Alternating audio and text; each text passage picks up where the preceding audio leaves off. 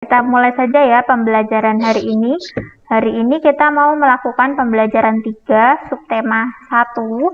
Kita akan belajar mengenai bahasa Indonesia, PPKN, sama IPS. Silahkan dibuka dulu LKS-nya halaman 17. Nah, sebelum memulai pembelajaran, kita akan berdoa terlebih dahulu. Siapa yang mau memimpin doa?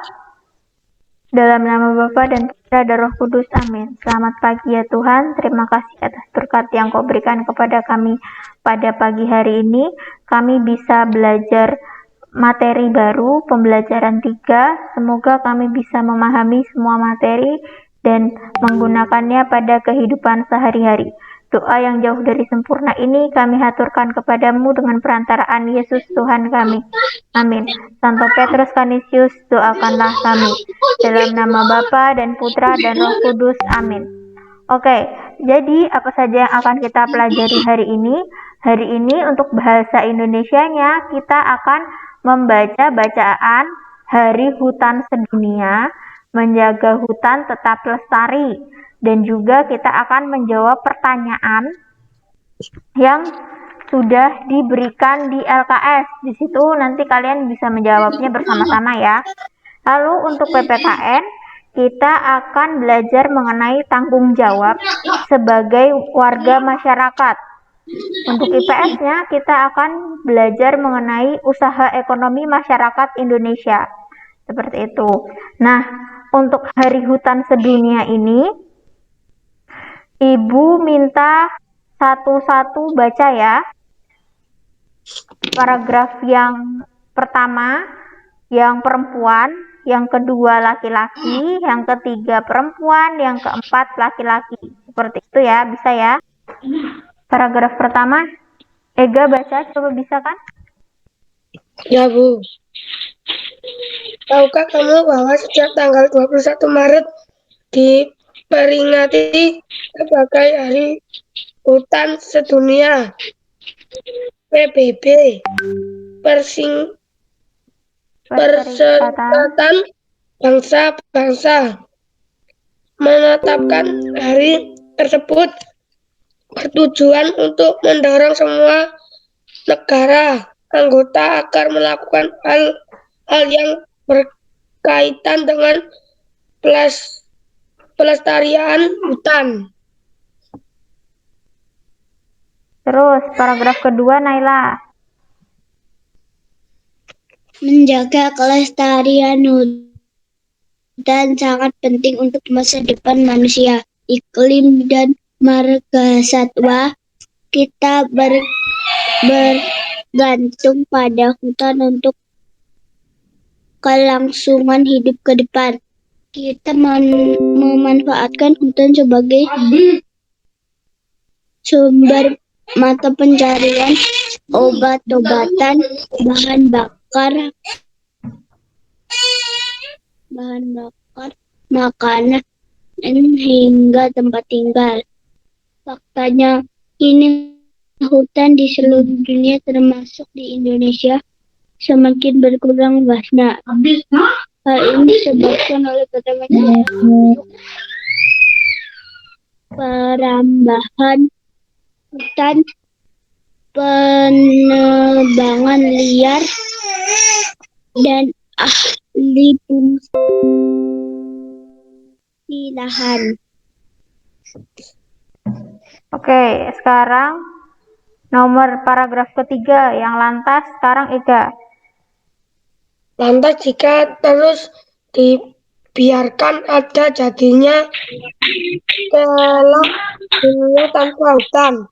Hutan merupakan produsen oksigen terbesar sehingga kerusakan hutan akan berdampak pada penurunan kualitas oksigen.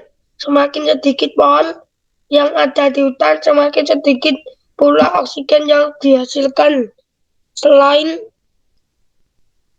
itu, pohon berfungsi membersihkan udara dari partikel Dari partikel yang mencerminkannya mencemari. tanpa pohon manusia tidak lagi bisa menghirup udara segar. Oke, paragraf terakhir, Naila. Kini sudah saatnya kita menyadari betapa pentingnya kita bisa melakukan langkah kecil seperti menanam pohon yang nanti bisa berdampak besar pada keberadaan hutan. Menjaga hutan tetap lestari adalah wujud cinta kita kepada bumi. Oke, jadi itu adalah bacaan mengenai Hari Hutan Sedunia. Seperti itu ya. Nah, yang membuat oksigen, yang memproduksi oksigen itu adalah tumbuhan. Otomatis kalau misalnya ada hutan, di hutan kan penuh dengan pohon-pohonan ya. Kalau di hutan itu penuh dengan pohon-pohonan, otomatis hutan tersebut akan menjadi produsen oksigen. Akan tetapi saat ini itu terjadi banyak kerusakan hutan. Jadi orang-orang pada motongi pohon di hutan, tapi tidak mau menanam kembali. Nah, itu yang menyebabkan penurunan kualitas oksigen.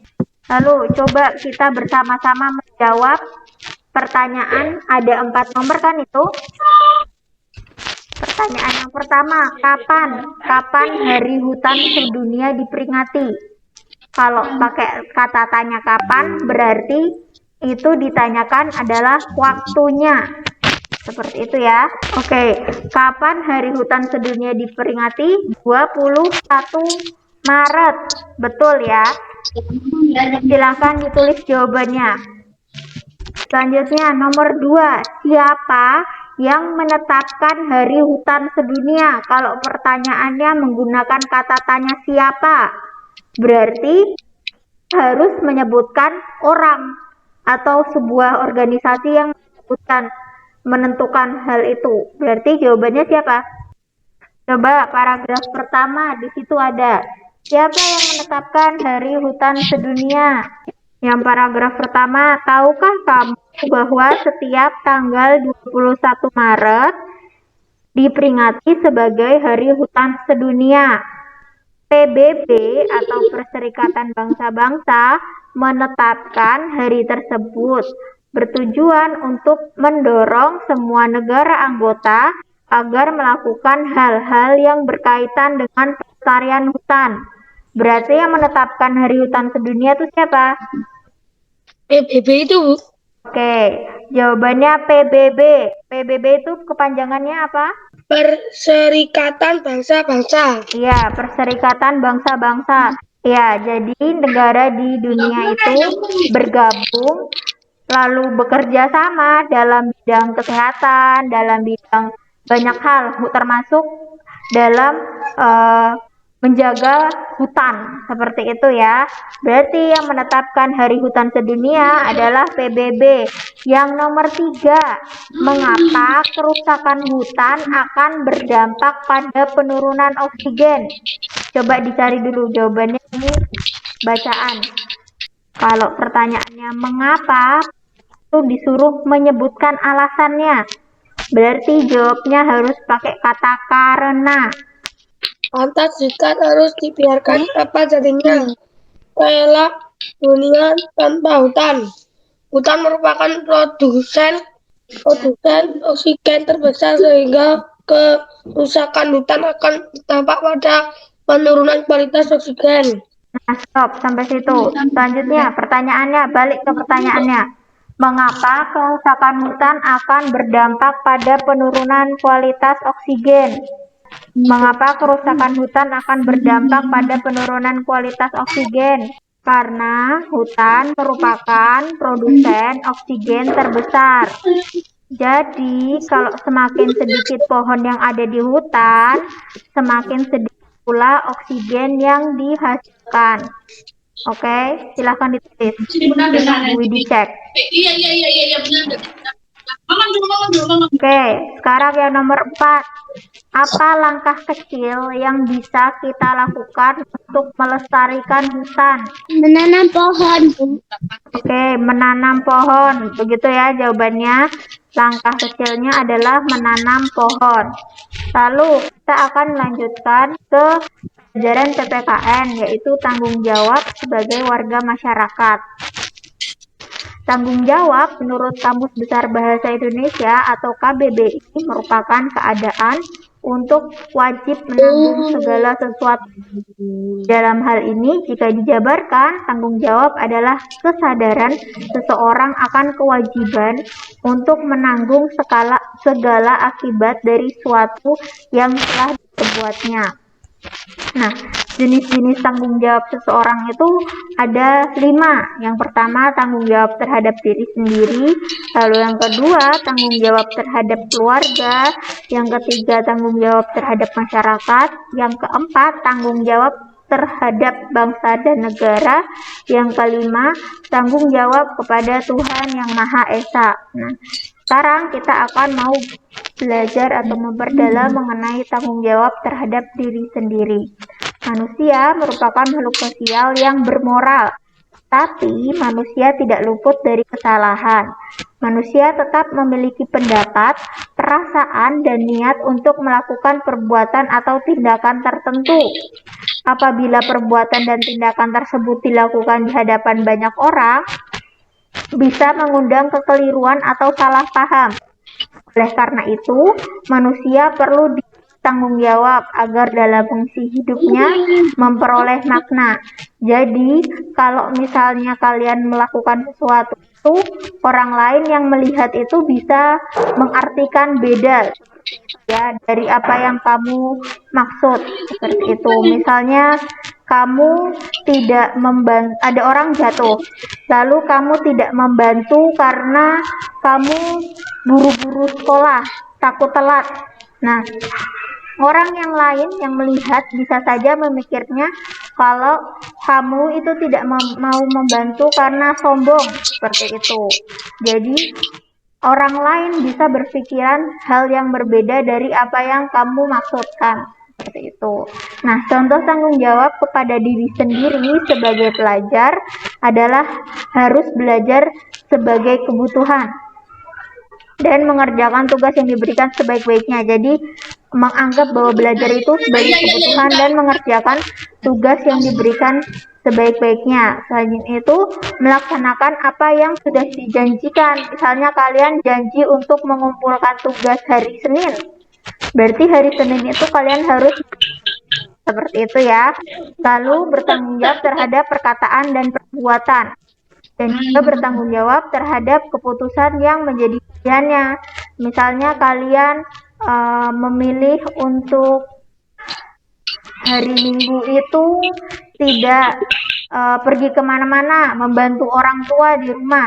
Berarti kalian harus melakukan hal itu, seperti itu. Kalau ada yang teman yang ngajak main hari Minggu, kalian harus berani bilang, aku harus bantu orang tua dulu sebelum bermain. Nah, itu termasuk dalam cara bertanggung jawab terhadap diri sendiri secara sedikit perlahan-lahan, seperti itu ya.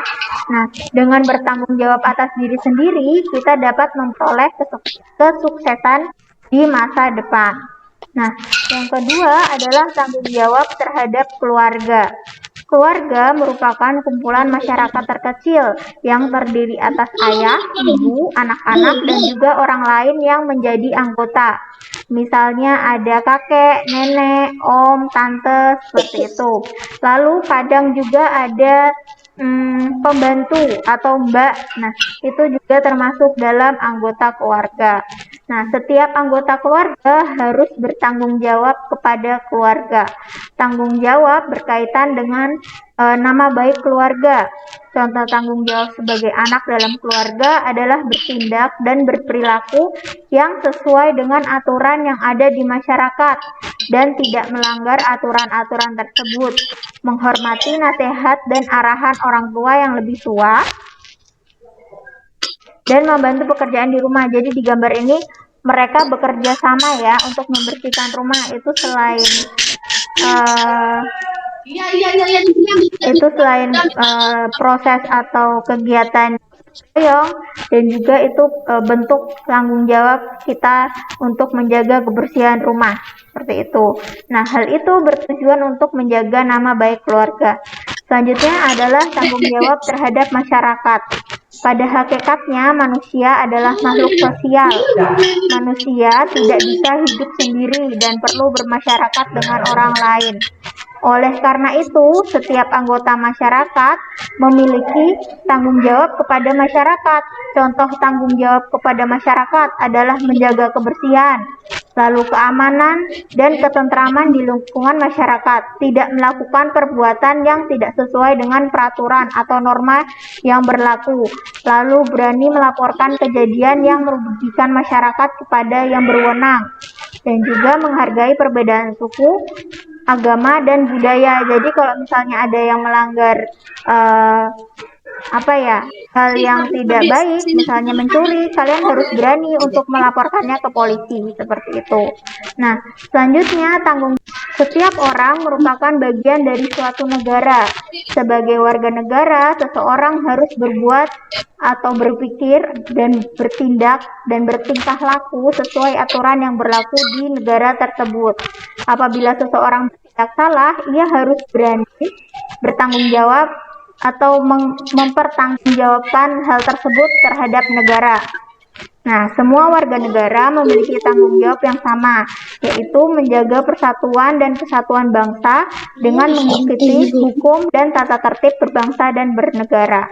Contoh lain tanggung jawab kepada bangsa dan negara adalah mencintai kesatuan dan persatuan bangsa, mencintai tanah air dengan melestarikan bahasa dan seni budayanya, lalu menghargai keanekaragaman yang dimiliki bangsa Indonesia sendiri, dan juga selalu mencintai semua produk-produk dalam negeri. Seperti itu ya. Lalu ada tanggung jawab kepada Tuhan Yang Maha Esa. Tuhan menciptakan, melindungi, membesarkan, dan memberikan akal sehat untuk manusia. Oleh karena itu, kita harus melaksanakan tanggung jawab kepada Tuhan. Kita dapat bersyukur atas segala rahmat dan karunia Tuhan dengan cara beribadah dan berdoa kepadanya sesuai dengan agamanya ya, dengan penuh ketulusan serta senantiasa untuk menaati segala perintah dan menjauhi larangannya. Nah, selanjutnya kita akan belajar mengenai usaha ekonomi masyarakat Indonesia. Indonesia adalah negara yang kaya akan segala sumber daya alamnya. Kekayaan sumber daya alam memunculkan keberagaman potensi usaha yang bisa dilakukan oleh masyarakat. Jenis-jenis usaha dalam bidang ekonomi dapat dibagi menjadi dua, yaitu usaha perekonomian yang dikelola oleh sendiri dan juga oleh kelompok. Nah, beberapa jenis usaha yang dilakukan di masyarakat itu antara lain, yang pertama pertanian, lalu yang kedua perkebunan, yang ketiga peternakan, yang keempat perikanan, yang kelima kehutanan, yang keenam pertambangan, yang ketujuh perindustrian, yang kedelapan perdagangan, yang kesembilan adalah pariwisata. Nah, sekarang kita akan belajar mengenai pertanian. Indonesia memiliki tanah yang subur sehingga dapat ditanami berbagai jenis tanaman. Indonesia merupakan wilayah agraris di mana sebagian besar penduduknya bermata pencaharian sebagai petani. Tanaman yang banyak ditanam oleh masyarakat di Indonesia itu seperti padi, ubi, jagung, kedelai, seperti itu. Nah, masyarakat juga melakukan beberapa usaha untuk meningkatkan hasil pertanian. Yang pertama ada intensifikasi, yang kedua ekstensifikasi, yang ketiga diversifikasi, yang keempat rehabilitasi. Nah, intensifikasi itu apa? Intensifikasi adalah pengolahan lahan pertanian dengan sebaik-baiknya melalui berbagai macam sarana. Sarana tersebut adalah pasca usaha tani, itu pengairan, penggunaan pupuk, lalu memberikan bibit unggul, dan pemberantasan hama dan penyuluhan. Jadi di gambar ini ya, mereka memberikan pupuk, lalu memberantas hama di bagian yang ini, dan juga menanam bibit unggul, menggunakan bibit unggul. Nah, lalu yang kedua adalah ekstensifikasi. Ekstensifikasi adalah usaha memperluas lahan pertanian dengan cara membuka lahan pertanian baru. Nah, membuka hutan dan semak belukar, daerah sekitar rawa-rawa, persawahan pasang surut, dan juga lahan pertanian yang belum dimanfaatkan itu adalah kegiatan ekstensifikasi. Ekstensifikasi banyak dilakukan di daerah yang masih jarang penduduknya. Namun, untuk caranya sendiri tidak boleh dengan cara dibakar. Kenapa? Karena itu bisa menimbulkan polusi udara yang berefek buruk pada kesehatan pernafasan kita. Seperti itu ya. Ini adalah contoh gambar ekstensifikasi di Kalimantan. Seperti itu. Jadi, tanahnya dibuat menjadi lahan pertanian. Lalu diversifikasi. Diversifikasi adalah usaha memperbanyak kegiatan pertanian dan jenis tanaman pada suatu lahan pertanian. Misalnya, seorang petani menanam beberapa tanaman dalam satu lahan sehingga semakin banyak tanaman yang bisa ditanam dan bisa membantu sehingga bisa memanen setiap musim. Jadi, kalau dari gambar ini, satu lahan ini ditanami dengan ada sawi, lalu ada cabai di sini, dan juga ada daun bawang di sini. Jadi tidak hanya menunggu satu tanaman saja, seperti itu ya. Lalu rehabilitasi. Rehabilitasi itu apa? Rehabilitasi itu upaya menyuburkan kembali tanah dan memperbaharui cara-cara bertani serta mengganti jenis tanaman lama dengan jenis tanaman baru yang lebih produktif. Nah, misalnya tanaman yang sudah tua dan hampir mati diganti dengan tanaman baru di gambar yang sebelah kiri. Lalu juga ada yang namanya kegiatan rehabilitasi hutan yang dinamakan dengan halo. Di sini nggak ada gambarnya, Bu. Tidak ada gambarnya. Gambarnya polisi sama orang gotong royong. Oh, yang ini sudah ada sekarang? Yang samping kanan di sawah, Bu. Iya. Ya, Bu. Udah, Bu.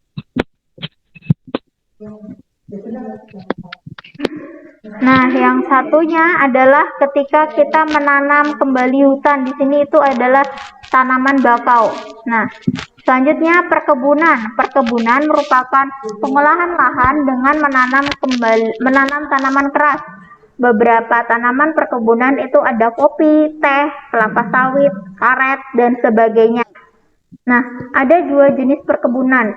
Yang pertama, perkebunan rakyat yang dikelola oleh rakyat atau pekebun yang dikelompokkan dalam usaha kecil tanaman perkebunan rakyat dan usaha perkebunan rakyat. Contohnya ada kebun teh, ini gambar yang di bawah, dan juga ada kebun jagung, kebun kopi, dan sebagainya.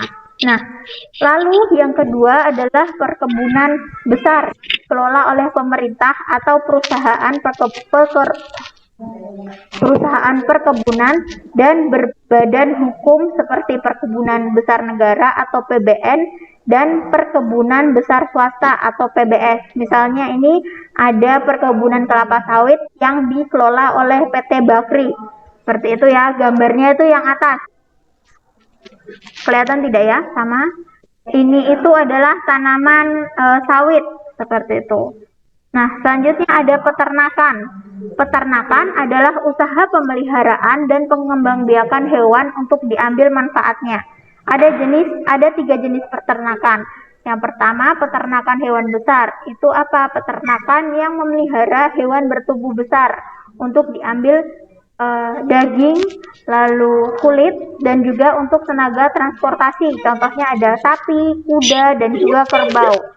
Lalu yang kedua adalah peternakan hewan kecil. Kalau peternakan hewan kecil sama seperti namanya, dia memelihara hewan yang bertubuh kecil. Contohnya seperti kambing, babi, domba, lalu kelinci, itu termasuk dalam peternakan hewan kecil. Selanjutnya ada peternakan unggas. Nah, peternakan unggas itu yang memelihara hewan dengan kelas unggas, misalnya bebek, ayam, burung, angsa, dan sebagainya. Nah, selanjutnya adalah Perikanan. Usaha perikanan dibagi menjadi dua. Yang pertama perikanan darat. Perikanan darat itu usaha memelihara dan menangkap ikan di perairan darat.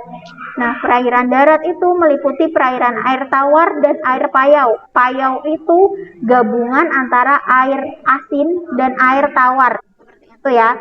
Nah, kalau perairan air tawar kita sudah banyak lihat. Kayak misalnya di empang, lalu di sungai, seperti itu. Tapi kalau payau itu berada di tambak-tambak yang ada di tepi pantai. Nah, selanjutnya ada perikanan laut. Perikanan laut itu usaha untuk menangkap ikan di pantai atau laut dan membudidayakan ikan laut di tambak lautnya adalah kehutanan. Indonesia memiliki hutan yang sangat luas. Hutan menghasilkan kayu, rotan, dan damar. Hutan memiliki peran penting dalam keseimbangan alam. Hutan menyimpan oksigen, seperti yang tadi kita bacakan. Hutan menyimpan oksigen yang dibutuhkan oleh manusia di muka bumi. Pohon-pohon di hutan juga dapat menjaga kelangsungan siklus air, serta mencegah terjadinya banjir dan tanah longsor. Oleh karena itu, kita harus menjaga kelestarian hutan dengan cara mereboisasi atau menanam kembali hutan dan mencegah penebangan liar. Seperti itu ya. Lalu pertambangan. Kegiatan pertambangan banyak terdapat di Indonesia. Pertambangan adalah usaha untuk mengolah dan memanfaatkan mineral demi kesejahteraan manusia. Mineral yang berada di dalam perut bumi diambil dengan cara digali atau ditambang, seperti itu. Jenis-jenis barang tambang itu yang pertama itu bahan tambang mineral logam. Jadi yang pertama adalah bahan tambang mineral logam. Itu contohnya timah, lalu besi, lalu tembaga, lalu emas, itu termasuk dalam bahan tambang mineral logam. Lalu yang kedua, bahan tambang bukan logam. Itu contohnya keramik yang dipakai buat membuat tegel kalian itu di rumah itu pakai keramik. Lalu gips yang ada di atas